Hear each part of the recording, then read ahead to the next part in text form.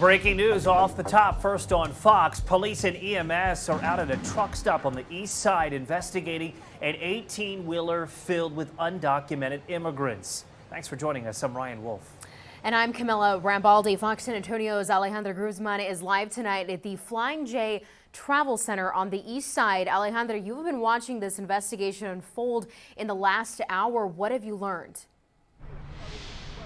Camila, Ryan, let me just show you exactly what we're seeing right now. This is a pretty big active scene, and I just want to get right into it because there's a lot to show you and tell you. Continuing our coverage from our Facebook Live, I want you to see exactly this 18-wheeler that a tow truck is about to load on. That trailer right there, from behind it is exactly where 80 to 100 immigrants, people jumped out of it when somebody called 911 saying that there was something suspicious about this 18-wheeler, but we'll get to that in just a second. Behind this 18-wheeler, like I was saying, it was 80 to 100 people.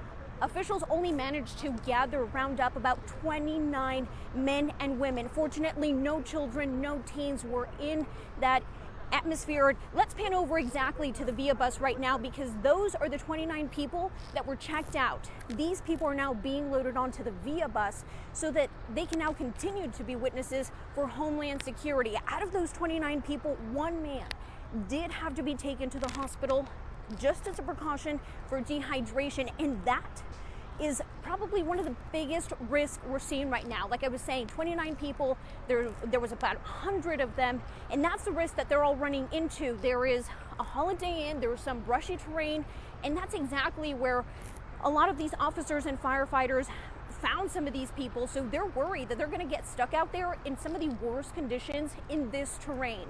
So that is probably why. I don't know if you guys can even hear it right now, but we saw DPS Eagle flying just a couple of minutes ago, still trying to look for these people that are out there. And like I was mentioning, because somebody saw something, they reported it. That's the call that saved all of these people's lives. Let's take a listen. That potentially saves a lot of lives. We never know how these cases are going to end up, but somebody was alert enough that they noticed something suspicious. They called us. We had an officer that was behind the vehicle relatively quickly, initiated the traffic stop.